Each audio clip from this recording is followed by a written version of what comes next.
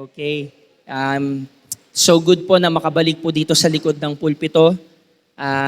It is only by God's grace and privilege po na tayo po ay mangaral po ng salita po ng Diyos. And I hope that you are ready for the most important part of our worship, which is studying the Word of God. Amen po ba mga kapatid? Amen. I hope our minds and our hearts are open to receive the Word of God. No? To receive the Word of God. And this morning po, if you are ready, may I suggest to everyone po na mag-ready po tayo ng notebook and syempre yung ating Bible para sa ating pag-aaral ng salita ng Diyos. And just for a recap po, our theme starting for this year is all about paano sila naging halimbawa sa atin ngayon. No? Napakahalaga po kasi ng halimbawa, Pastor, ng example. Example is very important sa bawat isa po sa atin. And just for an introduction for that, meron po akong short na kwento. No? Meron pong magtatay, no? Mag-ama po sila. Yung tatay po ay isa pong coin collector. So, pag sinabi po natin coin collector, nangongolekta po siya ng mga barya. Okay, yan po yung kanyang hobby, yan yung kanyang passion. Nangongolekta siya ng mga coin. So, ito pong anak, everyday, nakikita niya yung pagmamahal ng tatay niya dun sa passion ng pagkokolekta ng barya. Pero at that time, hindi niya pa masyadong ma-appreciate. Hindi niya masyadong maintindihan yung hobby ng tatay niya. No? Itong tatay niya, pag nakakakolekt ng bagong barya, nilalagay niya doon sa kanyang special na briefcase, no? Nililinis niya, at pinapakintab niya yung mga coin collection. No? So one day, merong isang unfortunate event na may mga grupo ng mga lalaki, ng mga tao na pinasok yung bahay nila. Ang ginawa nitong mga lalaki na to, dinukot silang mag-ama, piniringan sila, at dinala sila sa isang malayong lugar. No? Dinala sila sa isang malayong lugar. Then, nung dinala sila sa isang malayong lugar, nagkaroon ng pagkakataon itong tatay na makawala doon sa pagkakagapos. Okay?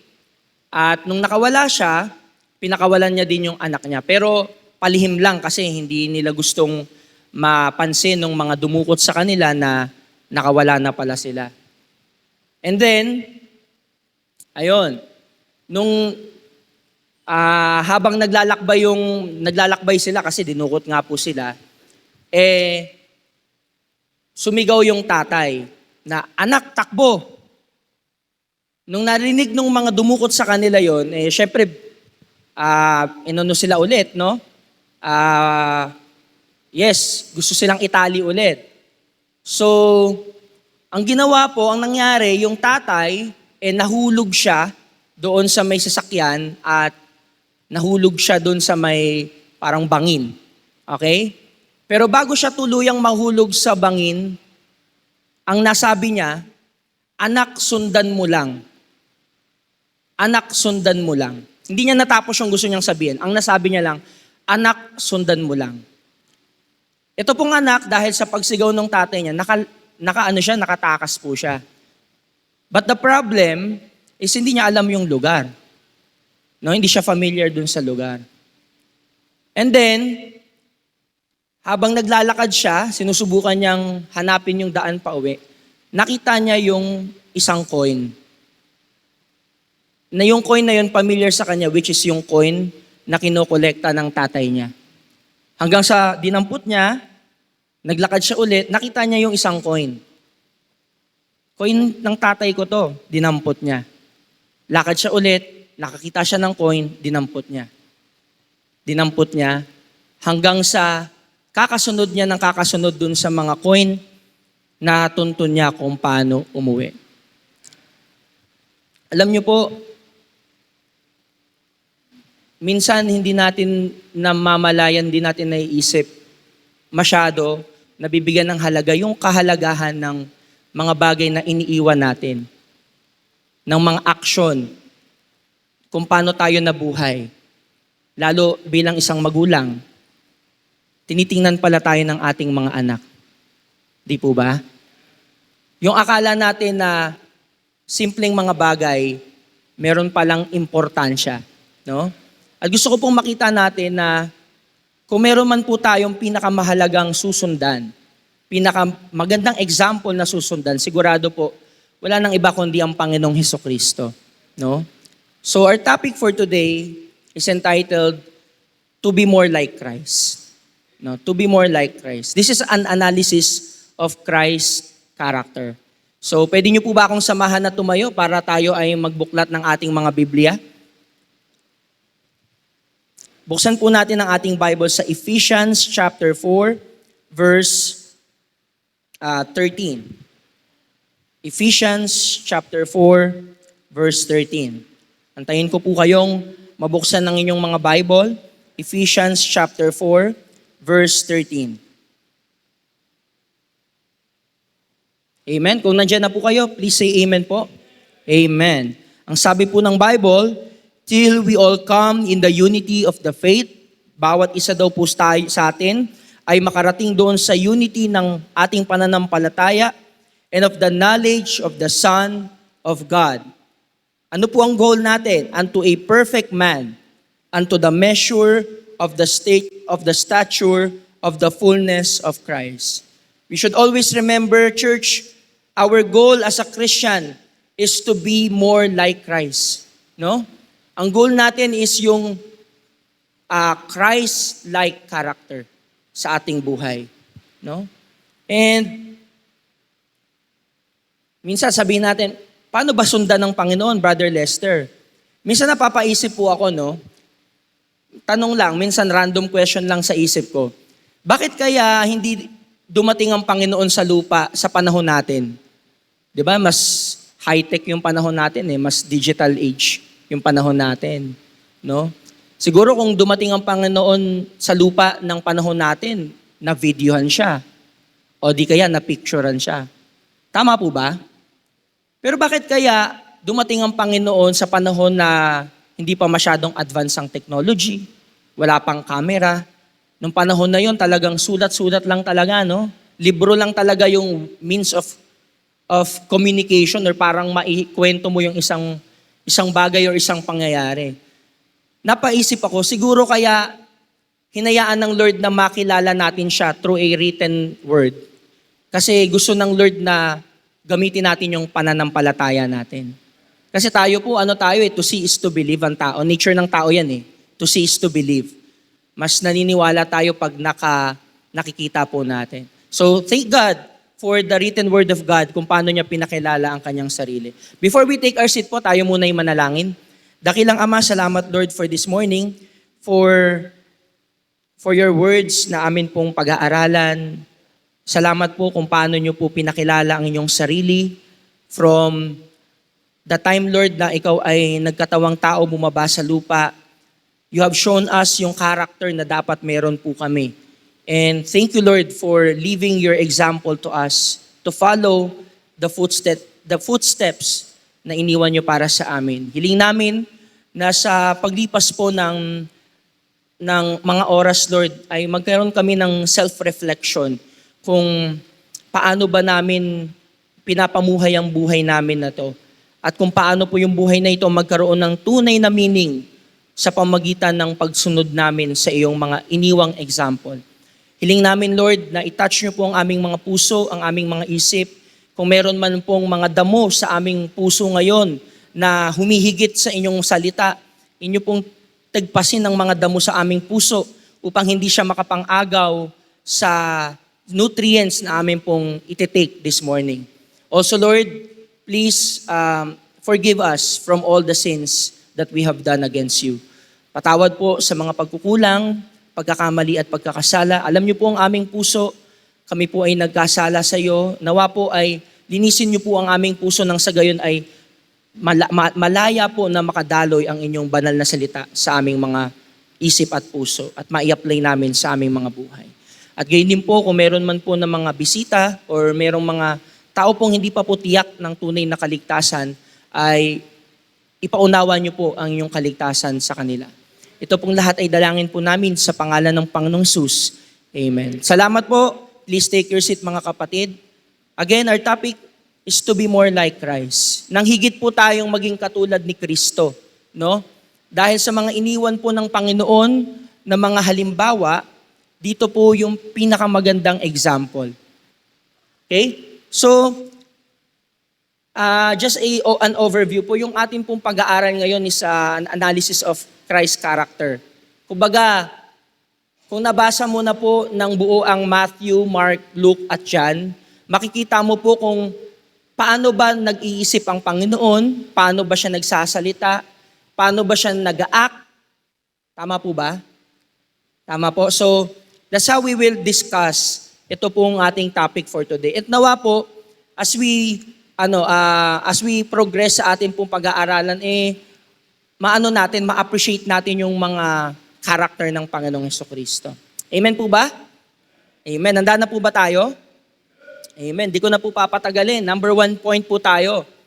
To be more like Christ, the first thing that we can see sa Panginoon is, number 1, He knows His purpose. No? If we will read the gospel from Matthew, Mark, Luke, at John, makikita mo yung isang character ng Panginoong Hesukristo, yung attitude niya, nung siya'y nagkatawang tao, the first thing talaga na makikita mo sa Panginoon, He is a man of purpose. No? Tama po ba? Alam niya yung dahilan kung bakit siya naparito sa lupa. No? In fact, meron nga po dyan mga ilang verses na magpapatunay po ng kanyang na sinasabi ng Panginoon, alam niya kung ba't siya naparito. Do you know, from all of the verses po na nakikita nyo dyan, lahat po yan sinabi ng Lord, I am come. Naparito ako dahil. Naparito ako dahil. Okay? And for some other verses po, bago po pala yan, isang example ng verse kung saan sinabi ng Panginoon na naparito siya. I am come. Doon sa John 10:10. Alam po natin tong verse na to. The thief cometh not but for to steal and to kill and to destroy. I am come that they might have life and that they might have it more abundantly. Gusto ko pong makita natin dito, ang Panginoon, nung siya'y naparito sa lupa, nung siya'y nagkatawang tao, hindi po siya pumunta dito ng aimless. Hindi po siya pumunta dito nang wala siyang goal. Meron po siyang goal. At meron po siyang dahilan kung bakit po siya naparito. At ito po yung isang mahalagang character na dapat po makuha natin mula sa ating Panginoon. Di po ba? Sinasabi natin, atin siyang pinapanginoon. Pero kung hindi natin tinutularan yung kanyang attitude, yung kanyang character, parang hindi talaga natin siya pinapanginoon. Amen po ba? And one of the distinct character ng Panginoong Hesukristo, He came here with purpose. He came here with objective. Ayan, kakapasok pa lang po ng taon, January. No? Yung iba sa atin, nag-set ng New Year's resolution. Maganda po yan. At gusto ko pong tanungin sa atin, ano ba yung ating mga goal and purpose sa buhay? No? A lot of people, hindi lang po mga tao sa sanlibutan, hindi lang po yung mga taong wala pang pagkakilala sa Panginoon. Pero do you believe, marami ding mga mananampalataya, some believers are aimless in life. Hello? Hello po? Walang objective. Walang goal. Walang purpose. Natanong po ba natin sa sarili natin kung ano ba yung purpose ng buhay ko? Ano ba yung goal ko? Bakit ako niligtas ng Panginoon? Ano ba yung goal ko today? Bakit ba ako patuloy na binubuhay ng Panginoon? No? Importante po kasi yung goals sa buhay eh. Ang goal, parang sa basketball, kung tira ka lang ng tira ng bola, pero wala ka namang ring, hindi ka din nakakascore. Tama po ba? Or parang dart, na meron kang ang dart, wala ka namang target, wala ka namang bullseye, wala ka ding tinatamaan. Hello? Amen po ba? So, this 2024 po, one thing na pwede nating maging, something na maging tularan natin sa Panginoon, parang game changer ba this 2024? Wag na nating maramdaman ulit yung matatapos yung isang taon na wala tayong na-accomplish. Tama po ba? Hello po? Na wala po tayong naka-accomplish. Wala tayong goal and wala tayong priorities. Alam niyo po, according sa mga scholars po, ang Panginoong Jesucristo, nung nagkatawang tao siya, He lived here for approximately 30 years. No? 30 to 33 years old daw ang Panginoon nung siya ay nabuhay dito sa mundo. And that 30 to 33 years ng Panginoon ay nasa lupa, makikita po natin na napakadami niyang accomplishment. Tama po ba? No? In fact, nung nandito po siya sa lupa, nakapagawa po siya ng 32 miracles, kung hindi po ako nagkakamali. And then, He taught people approximately 32 parables ang naituro niya. Hindi pa kasama dun yung Sermon on the Mount. And then, nung nandito siya sa lupa, naitatag niya ang kanyang church. Tama po ba? And He gave commandments to the apostles. And most especially, tinapos niya yung kanyang main goal and objective sa pagpunta po dito sa lupa. Tingnan niyo po ang attitude ng Panginoon. Next slide, sir. Sabi ng John 4:34, ano po sabi ng Panginoong Jesucristo?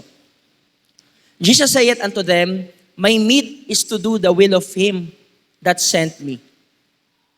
Ang kanya daw pong pagkain ay gawin ang kalooban nung nagsugo sa kanya. Sino po bang nagsugo sa Panginoong Jesucristo? Ang Ama sa langit. Tama po? Ang sabi po niya, and to finish His work. Do you reflect na nakikita niyo po kung paano mag-isip ang Panginoon? He is a man of a target. No? He is a man of a goal. Nung pumunta siya sa lupa, may tatapusin po siya. Meron siyang gagawin. At ang sinabi ng Panginoon, hindi siya aalis, hindi po siya babalik sa Ama nang hindi niya na-accomplish yung kanyang task. Hello? Tayo po, anong task natin? Anong goal natin? Anong objective po natin? No? Anong goal natin bilang mananampalataya, bilang member ng church this 2024? Nag-goal ba tayo na magampanan natin yung ating mga service sa Panginoon, ministry sa Lord? May goal po ba tayo na mas magbigay ng time para sa ating family this year? No? May goal po ba tayo na gawin natin yung mga purpose natin? Mag-excel tayo bilang isang estudyante, bilang isang employee? What is our goal? So, kailangan po sa ating mga goal, let us have a very specific goal. No? So, pwede po natin ngayong gawin yan this 2024, this year. Let's have a very specific goal. Ano ba yung mga specific goal natin? Pwedeng gawin po natin, kuha tayo ng notebook, kuha tayo ng papel, and then at least 15 to 30 minutes a day, bakit hindi mo po upuan kung ano yung mga goal mo? Sulat mo po, no? And then mag-reflect ka sa sarili mo, ano ba yung mga ginagawa ko para ma-meet ko tong mga goal na to, or mga bagay na nais ng Diyos na gawin ko, di po ba? Alam niyo po, pagka naging ganun po yung ating yung setup natin as a person, no? I assure you po, this 2024 hindi po siya masasayang. Amen po ba? Hello? Amen. Mukhang sa challenging morning, no? Siguro dahil maaga tayong nagsipagising today. Tama po ba? Okay. But yun naman yung goal natin pagpunta po dito, di ba? Di baling mapuyat, basta makapakinig ng Word of God. Mabless po tayo ng Word of God. So yun po, isang una kong gustong iwan sa atin this morning. the Lord Himself, when He came here on earth, pumunta siya dito ng may goal. Pumunta siya dito ng may purpose in mind. And wag po masayang yung ating taon, yung ating panahon, na wala po tayong ginagol or objective po sa ating buhay. Personally, ikaw, anong personal mong goal sa sarili mo? Paano mo ma-improve yung sarili mo? Minsan, yan ang isa sa problem po talaga sa atin eh. We have lack of time para kilalanin natin yung sarili natin. No? Just some few words of wisdom mula sa kapatid ko, naalala ko lagi. Sabi niya, ang isa sa pinakakawawang tao, yung taong hindi niya kilala yung kanyang sarili. No? Pwede nga bang hindi mo kilala yung sarili mo? Pwede. Kung hindi mo alam kung anong goal mo sa buhay, hindi mo kilala ang iyong sarili. Pero ibahin mo ang Panginoong Jesucristo. He knows Himself and He knows His purpose here on earth. At I assure you po, lahat ng goal ng pagpunta ng Panginoong Jesucristo, tinapos niya. In fact, sabi niya, and to finish His work. Meron siyang tatapusin. Ang tanong, natapos ba ng Panginoon? Next slide, sir. In tumalon tayo ng ilang chapter mula sa chapter 4, chapter 19 tayo, verse 30. When Jesus therefore had received the vinegar, ito po yung nasa krus ng Panginoon. Ito po yung nabayubay na siya sa krus. No? Ang sabi niya, He said, it is finished. And He bowed His head and gave up the ghost. Sabi niya nung chapter 4, tatapusin ko. Sabi ng Panginoon sa chapter 19, tapos na. You know what? Ang sarap sa pakiramdam kung ganitong klase ng character ikunin natin mula sa Panginoon. Yung isang bagay na sinet mo from January, pagdating mo ng December, tapos na. Amen? So, ano ginagawa ng ating kalendaryo sa bahay kung hindi natin minamarkahan ang ating mga goal? Di po ba? Ang ganda po pag meron tayong mga goal and purpose na na-accomplish po natin. And I'm so sure hindi po masasayang ang ating taon, no? Ang taon kasi ang tawag dito, ang goal ay parang oras din. Speaking of oras, yan po yung isa sa makikita natin sa next point. Number 2 na po tayo agad. Amen? Bago po sa number 2, number 1, He knows His purpose. He knows His purpose, He knows His goal. Alam ng Panginoon ang dahilan kung ba't siya naparito. At nung naparito po siya, hindi po siya nag-aksaya ng oras, kundi tinapos niya ang kanyang mga tatapusin. Ginawa niya ang kanyang mga gagawin. No? In every aspect of our Christian life, dapat lagi tayo may ganito in families. Families, may family goals po ba tayo? Amen. May personal goals po ba tayo? May church goals po ba tayo? Ayan na nga po, nakikita ko yung church goal natin Talagang nag-manifesting na talaga yung goal natin ginagawa natin early of this year. No? Yung trabaho po ba, yung company po ba na pinagtatrabahuhan nyo, may goal po ba sila? May goal po ba sila? Sir Jaime, usually yung mga company, may goal po yan. Nang target nilang ma-acquire, target nilang kitain ngayong taon is this amount. Di ba? Isipin nyo po, yung company na pinagtatrabahuhan mo, nag-goal. Ikaw ba nag-goal? Nagtatrabaho ka para sa kanila, which is hindi masama, para matupad nila yung kanilang goal sa kanilang company. Kailangan nila yung serbisyo mo. Ikaw bilang tao, ikaw sa sarili mo, ano yung goal mo? Ano yung pinaglalaanan mo ng oras na magawa? Matatapos ba ang January to December na wala kang na-accomplish? No? Para po tayong pumapana sa dilim pag wala po tayong goal. Amen po ba? Do you agree with me mga kapatid? Amen. So, speaking of goals and purpose, hindi po masasabing goal kung wala po tayong knowledge patungkol sa oras. No? At isang bagay na makikita natin sa karakter ng Panginoon, He is very time conscious. Napaka-specific ng Panginoong Jesucristo sa oras niya nung nandito siya. You know what? Nung lumalaki ang Panginoon, sabi po sa verses, di ba? Ang una, pumunta siya nung siya ay bata pa or nagbibinata pa lang dun sa temple. Nagtuturo siya agad. Now, nung time na magsisimula na siya ng earthly ministry, ano una niyang ginawa? Naalala niyo po? bago bago pa siya mag-appoint ng 12. Ang una niyang ginawa is nag-start muna siya with prayer and fasting. Doon po sa may bundok, kung di po ako nagkakamali. Ayan. So yun po pala din isang mahalaga. Always remember, before starting any activity for the day, start with a prayer. Amen? Tama po ba? Kung meron kang goal na gusto mong mangyari ngayong 2024, simulan mo ng merong panalangin. Huwag kang pupunta sa isang lugar na hindi mo kasama ang Panginoon. No? Naalala ko nga lagi yung sinasabi ni Mama, kapag dati, lalo nung nag-aaral pa kami, sabi niya, anak, huwag kang aalis nang hindi mo dala yung tiwala ko. Hindi mo bit-bit yung tiwala ko. No? And ganun din po sa atin. Huwag tayong pupunta sa kahit saan nang hindi natin bit-bit yung blessing ng Panginoon sa atin. No? Start always with a prayer. No? Kaya nga po as we start our worship, opening prayer muna. As we start our worship, silent prayer muna. No? Kasi napakahalaga po na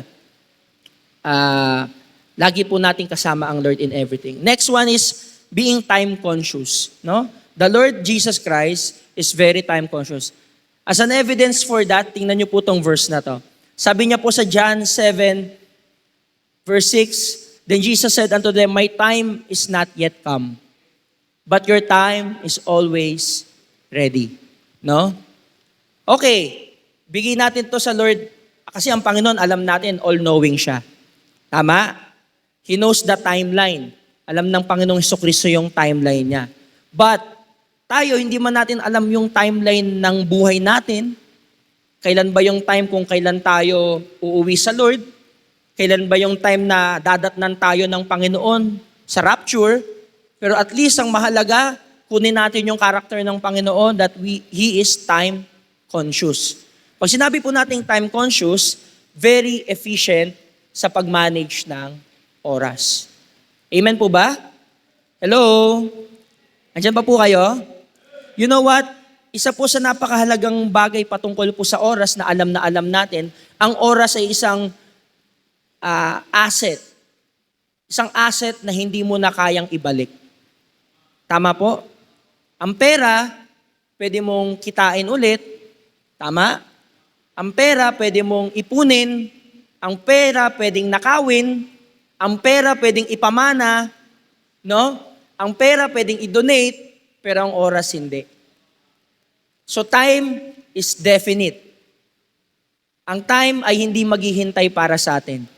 Ang oras ay hindi maghihintay para sa sinuman. Walang presidente sa oras. Walang kahit sino mang tao sa oras. Ang oras ay maglalakbay. Ang oras ay, ang sabi nila, time marches on. Hindi ka hintayin ng oras. Hindi po tayo hihintayin ng oras. No? But the idea is, a lot of us, meron tayong mga bagay na dinidelay sa buhay natin. Pero hindi natin namamalayan na yung oras po natin ay lumilipas.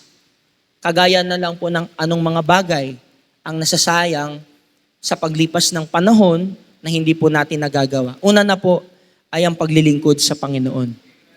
No? Marami pong ako nakilalang mga mananampalataya na nakakilala sila sa Panginoon nung sila ay may edad na. Sabi natin 30s to 40s. No, it's not their fault na hindi sila na-save at an early age. Pero ang sinasabi nila sa akin, Brother Lester, napakapalad yung mga young people. Na-save kayo at a very young age. Marami kayong oras na pwede nyong gamitin sa paglilingkod sa Panginoon. Tama po ba? Do we value the time na sana ipinagamit natin para ipaglingkod sa Panginoon? No? Kung may babalik kaya ang oras, ano kayang mga bagay ang ipinaglingkod pa natin sa Panginoon? No? Meron nga akong isang narinig na pastor He is now 50, magsi-60 years old, mid-50s na siya. May nagtanong daw sa kanya, sabi niya, Pastor, kilala kita ng mahabang panahon, tagal mong naglingkod sa Panginoon. Meron ka din bang mga bagay na pinagsisisihan na hindi mo nagawa? Sabi niya, alam mo kapatid, meron. Meron akong mga bagay na pinagsisisihang hindi ko nagawa. At yung mga bagay na pinagsisisihan kong hindi ko nagawa, hindi yung sana nakapunta ako sa ganitong lugar, sana nakapag-build ako ng ganito kalaking bahay, sana nakakuha ako ng ganito kagandang kotse. Hindi yun, kapatid, ang aking pinagsisisihan. Ano po, pastor, ang pinagsisisihan nyo? Ang pinagsisisihan ko, kapatid, sana mas mahabang oras pa ang ipinaglingkod ko sa Panginoon. Amen? Because everything in this world, sabi ng Bible, lahat ay lilipas at kukupas. Pero ang paglilingkod sa Panginoon, mas higit pa sa mga material na bagay. Amen? How about yung mga mahal natin sa buhay na hindi pa natin nababahaginan ng kaligtasan ng Panginoong Jesucristo? Na pinagpapalipas-lipas natin ng bukas dahil sabi natin, saka na lang, tatiming na lang ako, sa susunod ko na lang sharean tong tito ko o yung tita ko, itong lolo ko o lola ko. No? But ang problema, hindi natin alam kung hanggang kailan yung oras na meron tayo. Hanggang kailan yung oras na meron tayo. It's either people around us ang mauna, reality speaking, or tayo ang mauna. No? Sabi nga ni Kuya Jaime sa akin dati, always live every day as if it is your last day. No? Hindi ka man daw tumama ngayon, pero sigurado isang araw tatama ka din. Tama po ba? So you might not know kung hanggang kailan po tayo dito sa lupa. Kung tayo ba ay papauwiin ng Lord o kung tayo ba ay dadatnan pa ng Lord sa rapture. Pero ang isang tiyak, ang buhay natin sa mundo ay hindi po forever. Amen? So our time is limited. Hindi po natin ito mabibili sa suking sari-sari store. Wala po sa Mercury Drug, kahit ang gamot doon ay laging bago. Dahil ang oras ay tumatakbo. No? Baka meron pa po tayong mga bagay na napaglilipasan na ng panahon na hindi natin nagagawa. Sa bandang huli ay pagsisisihan po natin. Ano pa po? Yung magkaroon tayo ng mas maraming oras para sa pamilya natin. O di kaya masabi natin yung mga bagay na nahihiya tayong sabihin. Yung mga bagay na hindi ma-open up sa pamilya. No? A lot of people po, a lot of families, meron po silang an unsettled business within themselves, no? So, reunion, no? Reunion, sharing. Mga games, di ba? Reunion, agawan ng, di ba mga ganong games, Pastor? Agawan. Yung pala, agawan ng lupa pala ang, ang games nila. Agawan ng lupa, agawan ng mana.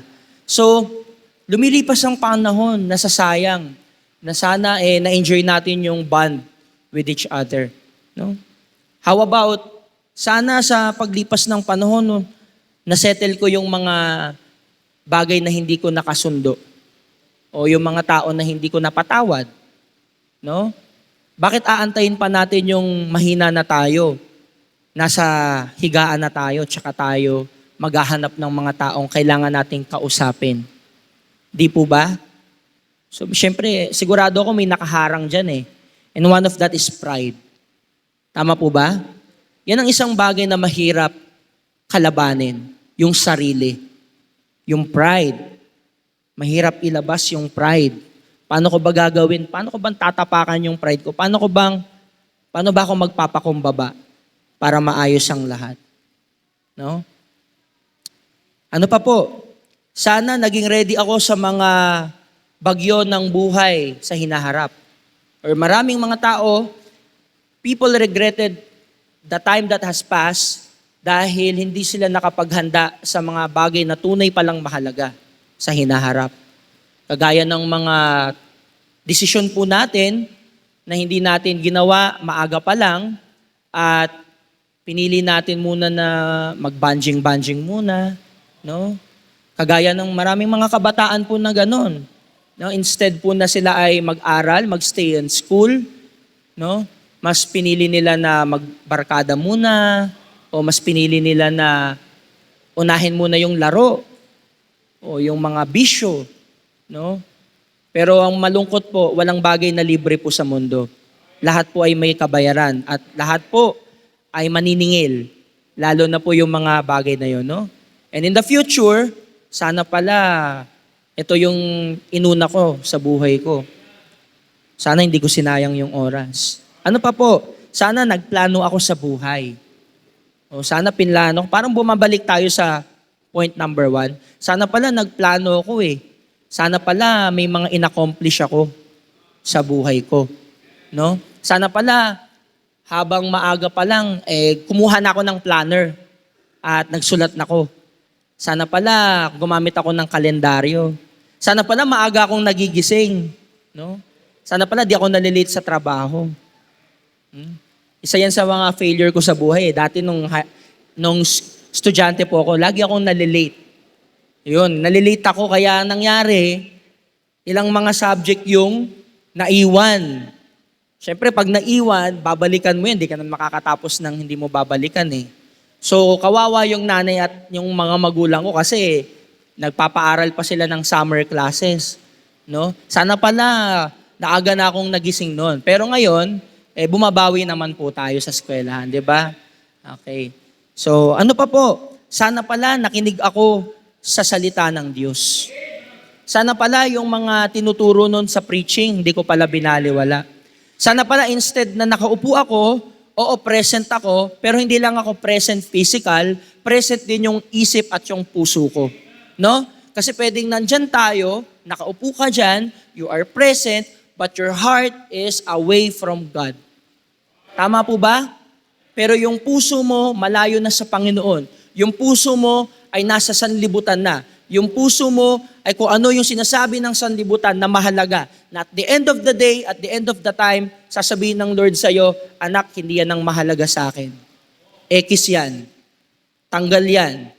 At the judgment seat of Christ, masusunog yan. At yung mga tunay na ginto lang na pinaglingkod mo, yun lang ang may value sa aking harapan. So, kamusta po yung ating oras? Our time is limited. No? Ito po yung isang katotohanan na medyo mahirap lunukin. Pero kung lulunukin natin, mapapabuti po tayo. At ano po yun? Ang oras po ay huwag nating sayangin. Sabi ng Panginoon, my time is not yet come. Hindi pa dumadating ang oras ko. Pero bago dumating ang oras ng Panginoon, sinigurado niya na lahat ng dapat niyang gawin ay nagawa niya. Tama? Lahat ng dapat pagalingin ay napagaling niya. Actually, ang unang target talaga ng Panginoon sa pagparito niya sa lupa ang Israel. Tama po, Pastor? Ang Israel, mawin ng Panginoon ng Israel. Pero sabi sa John chapter 1, dumating siya sa kanyang sariling bayan, pero hindi siya tinanggap. He was rejected by his own. Pero hindi natapos doon ang plano ng Panginoon, kundi ni-reach niya pa even tayong mga hintil, no? Even tayong mga Pilipino, nakarinig, nakaunawa tayo ng kaligtasan ng Panginoon. So, alam niyo po ang Panginoon, He's a very, very good planner. At magaling siyang mag-execute ng kanyang plano. Ang tanong, kinukuha ba natin yung ganong klase ng karakter ng ating Panginoon? Kagaya ba niyan, nagiging kagaya ba niyan tayo at kagaya ba natin siya ng oras natin ay pinapahalagahan? No? Ano pa po, sabi ng Matthew 26:11. Sabi ng Panginoon dyan, no? For ye have the poor always with you, but me ye have not always. Parang sinasabi dyan ng Panginoon, yung mga pangarap mo na panglupa, lagi namang available yan para sa iyo eh. But, yung mga bagay na para sa akin, hindi mo yan laging magagawa. Alam niyo po yung context ng verse po na yan? Yan po yung babae po na naglingkod sa Panginoon, yung nagpunas, yung ba yung alabaster box? Kung di po nagkakamali, the alabaster box. Yung kanyang ibinigay sa Panginoon is very precious, napakamahal na pabango. Kung di ako nagkakamali, parang worth 1 taong sweldo ng isang pangkaraniwang empleyado. Binasag ng babae, ibinigay sa paanan ng Panginoon. Binuhos sa Panginoon itong perfume na to. Because the woman took that chance napakalimitadong pagkakataon, nakasama pa niya ang Panginoon sa lupa na maibigay niya na yung paglilingkod na pwede niyang gawin. And kapatid, ano bang mga bagay, kailangan ilista natin to sa papel eh. Assignment niyo po to ha, assignment. Kumuha po kayo ng papel sa bahay and then give yourself 20 to 30 minutes time to reflect. Ano yung bagay na pwede kong gawin anytime? Ano yung bagay na hindi ko pwedeng gawin anytime? At kailangan bigyan ko ng panahon na gawin. Amen? Hello? Ang oras po natin ay nauubos. Anong bagay yung dapat ginawa mo na noon pa? No? Sabi nga ng isang naalala kong quotation, the best time to start something right was yesterday. Ulitin ko po. The best time that you did something right or you should do something right was yesterday. Kahapon mo pa sana ginawa yung tama. Ang problema, hindi na natin maibabalik ang kahapon. Kahit umiyak pa tayo ng dugo o umiyak pa tayo ng ketchup, hindi na natin maibabalik ang kahapon. Pero good news, the best second time to do it is today. Amen po ba? The best second time to do it is today. Kung hindi mo siya nagawa kahapon, gawin mo na po ngayon. Kasi sabi nga ng Pastor Conway, ang bukas ay hindi natin hawak. Ang bukas ay baka hindi na dumating. No? Reflecting just this week, meron akong kasamang co-teacher po namin, ng mga teacher po dito. Alam niyo po, katabi ko siya sa table, ito yung table ko sa faculty room, ito yung table niya. So lagi kaming magkahuntahan, magkakwentuhan. Wednesday lang, kasama ko pa siya. Thursday, di na siya nakapasok. Dinala na siya ng ospital. Friday, umuwi na siya sa Lord. Alam niyo po yon, yung ano ng buhay, yung ikli ng buhay, yung spontaneity ng buhay, no? Hindi mo talaga alam eh. Hindi mo hawak. Yun po tayo bilang tao, kilalanin natin ang ating sarili na hindi natin hawak ang lahat. No? Ang may hawak ng lahat ang Panginoon. Yung Diyos na may-ari ng ating buhay, siya din ang may karapatang bumawi. No? So, gawin na po natin kung ano yung bagay na mahalaga dahil hindi natin, we don't always have the time. But me have not always. Hindi natin laging hawak ang pagkakataon. No? Baka andyan na yung pagkakataon, pinalampas natin, sayang naman. 'Di ba? Baka andyan na si sister, di mo pa pinagpaalam kay pastor, sayang naman. 'Di ba? Sayang naman, sister. 'Di ba? Kala ko ikaw ang forever. Okay. Next po. Next. Number 3. Napakabilis po ng ating transition. Number 3, isang makikita natin na character ng Panginoon, He is very humble and obedient. Alam niyo po yung humility ng Panginoon sa Bible, as you see, kung aaralin nating mabuti ang Panginoon from Matthew, Mark, Luke at John, yung humility niya laging nakalink sa kanyang obedience. Yung kanyang pagiging humble, laging nakasunod sa kanyang pagsunod. Pagsunod kanino? Pagsunod sa Ama. Laging nakasunod yung kanyang will sa will ng kanyang Ama. Okay? And He is very humble. Ano pong sabi ng 2 Corinthians chapter 8 verse 9? For you know, nalalaman daw po natin the grace of our Lord Jesus Christ, ang biyaya ng ating Panginoong Hesukristo. Ano po ang kanyang biyaya? That though He was rich, kahit na siya ay tunay na mayaman. Bakit tunay na mayaman? Kanya nga ang buong langit eh. Kanya nga ang buong lupa. Yet, for your sakes, He became poor. No? Kaya nagre-reflect nga ako eh. Bakit kaya ang Panginoon dumating dito sa lupa ng yung panahon na yon, way back 2,000 years ago, bakit hindi sa panahon natin? 'Di ba? Siguro kung nasa panahon natin, naranasan din ng Lord yung Facebook, 'di ba? O di kaya nakaranas din siya ng social media or camera, 'di po ba? Or also, He could have chose a better life dito sa lupa. Pwede niyang piliin na maging anak siya ng hari. 'Di po ba? Pwede niyang piliin yung mas marangyang buhay. But the Lord Jesus Christ chose to be a son of a carpenter. Pinili niyang maging anak ng karpentero. pinili niyang ipanganak sa sabsaban. Tayo nga, hindi tayo papayag na ipapanganak yung anak natin sa sa sabsaban eh. Di ba Ate Maru? Nasa ba si Ate Maru? Si Ate Maru. Ayun oh, si Caleb, pinanganak yan sa napakagandang paanakan. Kung pipili ka ng best. Tama? Pero you see the humility ng Panginoon. He made himself as an example. Kahit siya'y mayaman, pinili niya maging mahirap. Bakit po? That ye through his poverty might be rich. Sa pamagitan ng kanyang pagiging dukha, tayo ay yumaman.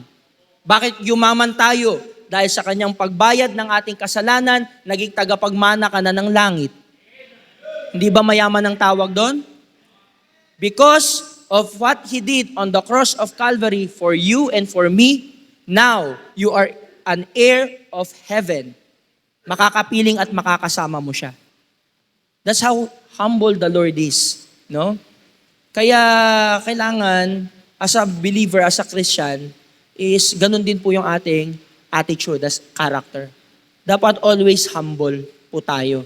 Kagaya ng binigay ng Panginoon sa ating example. Hindi porke tayo ay na-promote sa trabaho, parang tayo na ay boss, at nabili na natin ang dignidad ng ating mga katrabaho. Hindi po ganun. 'Di ba? Hindi dahil nakakabili na tayo ng ganitong bagay, ay pwede na tayong magpakita, magyabang sa tao. Hindi po dapat ganun. 'Di ba po? That ye through his poverty might be rich. No? Napaka-humble ng Panginoong Jesucristo. Ano pa po? Tingnan niyo po yung Philippians chapter 2 verse 5. Ito po, kabisado ko po ito, natutunan ko sa camp. Okay? Sabi po ng Philippians chapter 2 verse 5, let this mind be in you, which was also in Christ Jesus. Ano daw po ang dapat nasa isip natin? Itong isip ng Panginoong Jesucristo. Naalala ko pa, sir, ito sa Bible School, pinag-aralan natin. Ito ay nagpapatunay na si Kristo ay Diyos. Dahil ito ay nasa kanyang isip. Ano pong nasa isip ni Kristo? Who, na siya nga, being in the form of God, nasa anyo ng pagka-Diyos. Ayan na, napakalinaw po ng sabi ng Bible. Si Kristo ay nasa anyo ng pagka-Diyos. Ano po siya? Diyos. Dahil nasa anyo siya ng pagka-Diyos. Sabi ng Bible, thought it not robbery to be equal with God. Brother Lester, di ba nagko-contradict yun? Nasa forma siya ng Diyos, pero tinuring niya daw na hindi pagnanakaw na maging kasing pantay niya ang Diyos. Kapantay po niya ang Diyos, dahil Diyos po siya. Pero tinuring niya ang kanyang sarili na hindi niya kapantay ang Diyos. Bakit nga po? Nagkatawang tao po siya eh. Hinubad niya po yung rangya ng kanyang pagiging Diyos at nagsuot ng damit na katulad ng isang katulad natin. Tama po? Kung ano po ang suot noong panahon na yon ng isang karaniwang Hudyo, sinuot ni Kristo yon. Amen? Kung nakakabili ka ng ukay-ukay sa Tiangge, kung ang Panginoon ay nasa panahon natin, ganun din ang kanyang damit. Tama po? Because He thought it not robbery to be equal with God. Kahit siya'y Diyos, hindi niya tinuring ang kanyang sariling mahalaga bilang Diyos, kundi siya'y nagpakababa tulad nating mga tao. But made himself, verse 7, but made himself of no reputation. Kaya nga po sabi ko, nagpakababa talaga siya eh. Hinubad niya yung pagiging anyong Diyos, kasi nagkatawang tao siya, and he made himself of no reputation. Wala siyang reputasyon. Diba? Hindi mo nga aakalain siya'y Diyos dahil nga sa kanyang kalalagayan, pastor. Sabi ka nga hindi naniwala ang mga Hudyo sa kanya eh. Akala kasi nila ang dadating na tagapagligtas, yung nakasakay sa kabayo, yung anak ng hari, yung merong purple clothing, yung merong ginto sa katawan, hindi yun ang sinuot ng Panginoon nung siya'y naparito sa lupa. Nagsuot siya ng kagaya nating mga tao and took upon him the form of a servant. Ano pong sinuot niya? Ang forma ng isang tagapaglingkod. And was made in the likeness of men. Naging katulad po natin siyang mga tao. You see how humble our Lord Jesus Christ? The Creator served the creation.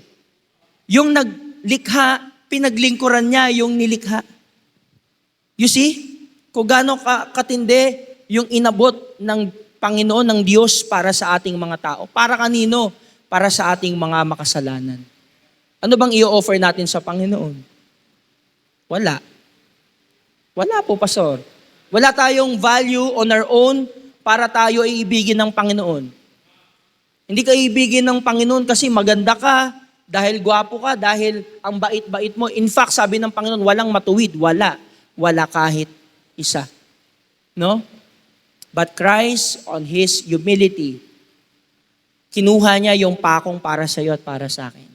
Kinuha niya yung koronang para sa iyo at para sa akin.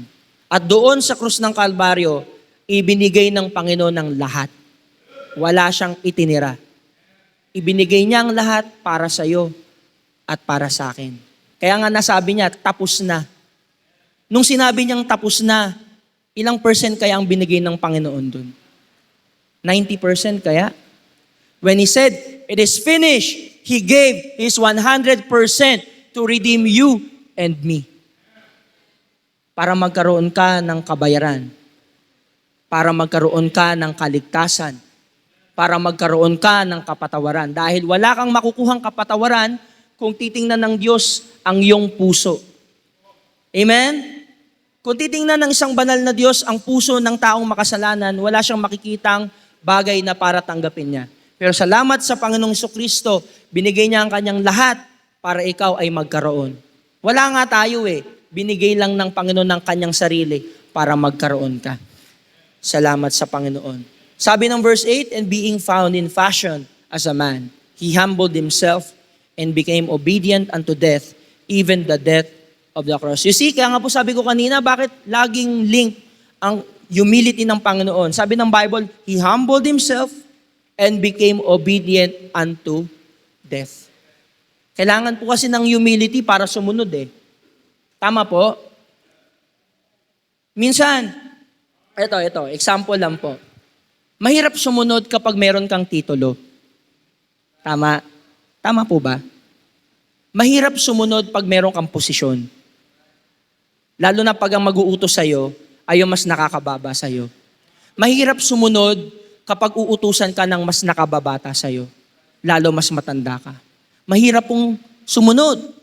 At lalong mas mahirap, Pastor, sa sumunod, tanggapin mong mali ka. Tama? Amen po ba? Mahirap tanggapin mula sa isang nakababata na mali ka. Masakit yun. Tatamaan yung ego mo, yung pride mo. Bakit mo sasabing mali ako? Mas matanda ako. Bakit sasabihin mong mali ako? Mas may posisyon ako. Mas may karanasan ako. Mas may experience ako. Minsan kailangan nating hubarin kung ano yung glory natin para matuto tayong umako ng ating responsibilidad. Amen po ba? Kaya nga ang Panginoon, kaya niyang sumunod sa Ama. Bakit? Kasi gano'n na lang yung hinubad niyang karangyaan para sumuot ng gano'n kababang posisyon. In fact, ang Panginoong Jesucristo, hinugasan niya ang paa ng mga alagad. Tama po ba? Nung panahon na yun, ang pinakamababang parte ng katawan ng tao. Ang paa, dahil nung panahon nila, naglalakad lang po sila kung saan-saan. Napakaputik at saka napakadumi ng paa ng mga tao noon. Hindi kagaya natin na may mga spa, may mga nail spa, no? May mga cutics, may mga kumikisap-kisap na mga paa. Panahon nila, wala pong ganun. No? Pero alam niyo po, ang Panginoon, sa kanyang kababaang loob, hinugasan niya ang paa ng mga apostol. No? Kaya ang sabi ni Pedro, Panginoon, hindi po marapat na hugasan yung paa ko. Sabi ng Panginoon, kung hindi ko gagawin ito, wala akong parte sa'yo, Pedro. Ano po ibig sabihin nun? Kung hindi mo po magagawa na magpakababa at maglingkod sa iba, wala kang parte sa ibang tao. Amen? It takes humility to serve. And it takes service to be part of people's lives. Para magkaroon ka ng bahagi sa ibang tao. Kasi kung wala kang humility, bakit ko itatouch yan? Hindi naman ako ka-level yan. Di ba? Bakit ko gagawin yan? Hindi bagay sa akin yan. But it takes humility. It takes humility to obey. At mga kapatid, in our lives, kung paanong ginawa in example ng Panginoon sa atin, maging humble din po tayo. Let's follow yung mga iniwan ng Panginoon sa atin. Let's follow His humility. No? Dito po sa simbahan, dito po tayo po lahat dito, pantay-pantay po tayo. Walang teacher, walang doktor, walang nurse, walang abogado, walang janitor, pantay-pantay po tayo. No? Kahit ano pang propesyon natin, kaya nating magwalis sa loob ng church. Kaya nating magpunas ng mga kung ano-ano pa man. Kaya nating maging cleaners. Kaya nating mag-soul win. Kaya nating lumabas. Kaya nating magturo ng mga bata. Kaya nating magpunas ng sipon ng mga bata. Bakit? Kasi humility is prerequisite to serve. No? Hindi tayo makakapaglingkod kung wala po tayong humble heart. The humble heart. Amen? So, wakasan po natin sa paraan po na ano po yung mga iniwang coin ng Panginoon sa atin para marating natin yung kanyang plano sa ating buhay. Number one is to follow, being purposive, be purposive, set goals, set plan, set objectives in our lives. Maglagay tayo ng mga goal. Anong ine-aim natin? Number 2 is pahalagahan po natin ang oras. Dahil ang oras ay hindi na po natin maibabalik. At pangatlo is be humble and obedient, kagaya ng Panginoong Hesukristo. If we are touched by the Word of God this morning, everybody, let's stand up po. At tayo'y dumulog sa Panginoon sa panalangin.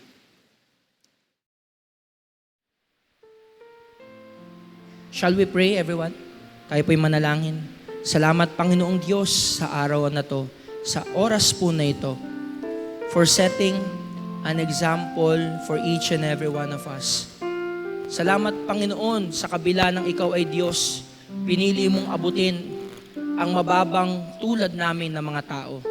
Hinugasan ang aming paa. Pinaglingkuran kami na inyong creation. At ibinigay ang iyong buhay. Ibinigay mong iyong lahat para bilihin ang aming kaligtasan. Salamat, Lord, dahil you are a man of accomplishments. You are a man of purpose nung ikaw ay nasa lupa. Thank you, Lord, dahil sinet mo ang iyong example na wag masayang ang buhay na ito nang wala kaming ginol sa buhay na ito. Wala kaming pinlano, wala kaming ninais abutin. Salamat din, Lord, for making us realize today the importance of time. Anong mga bagay ang dinidelay namin na hindi na po namin nabibigyan ng importansya. Forgive us, Lord, sa mga bagay po na ito. Lord, for today, alam niyo po ang puso ng bawat isa. Alam niyo po kung paano niyo po kami kinausap, tinouch ang aming mga buhay, ang aming mga puso. Meron pong isa sa amin ngayon. Merong dalawa sa amin ngayon. May 3, may 4 o marami sa amin ngayon. Nagkaroon kami ng personal rebuke. Na-rebuke po kami today. Nais namin mag-commit this morning, Lord. Kapatid, kung kinausap ka ng Panginoon, come on, punta ka dito sa harapan. And kausapin mo ang Panginoon if you want to commit sa Lord to be more like Him, to follow the footsteps na iniwan niya, to follow His example,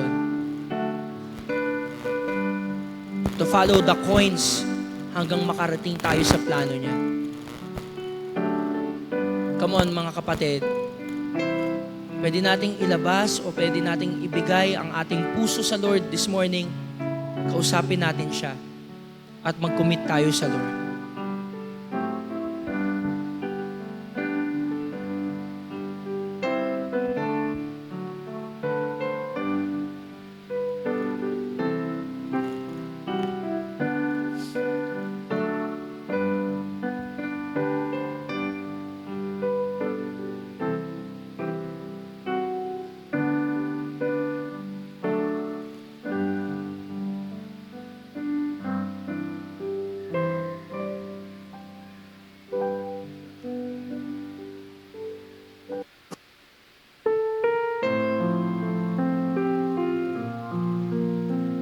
tayo pong lahat ay manalangin.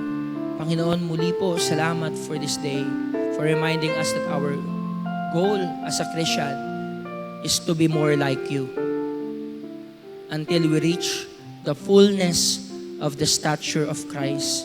Nang makita po namin yung mga character mo sa aming buhay. And Lord, as of this moment, hanggang ngayon, Panginoon, we are a work in progress. Hindi pa kami tapos, Panginoon. Marami pa kaming mga unfinished business. Marami pa po kayong unfinished business sa ugali namin, sa attitude namin, sa mga weaknesses namin, sa mga behavior namin. Lord, tapusin niyo po yung sinimulan yung good work in us. Help us, Lord. Gusto pa naming mag-achieve ng maraming bagay. Gusto pa naming mawin ang mga mahal namin sa buhay na hindi pa po tunay na nakakilala sa Panginoon. Gusto pa naming maglingkod hanggang ikaw ay bumalik. Gusto pa naming magbigay at magkaloob. Gusto pa namin maging example kami sa susunod na generation. Gusto pa namin na magningning, mag-ilaw ang aming patotoo sa mga taong hindi po nananampalataya sa iyo. Gusto pa namin maging kagamit-gamit ang buhay na ito. Gusto pa namin ang buhay na ito ay may direksyon, may plano, at may gagawin po kayo sa pamamagitan ng aming buhay. Hindi po namin ito kaya, Panginoon, for without you, we can do nothing. Wala kaming magagawa, Lord, kung hiwalay kami sa iyo.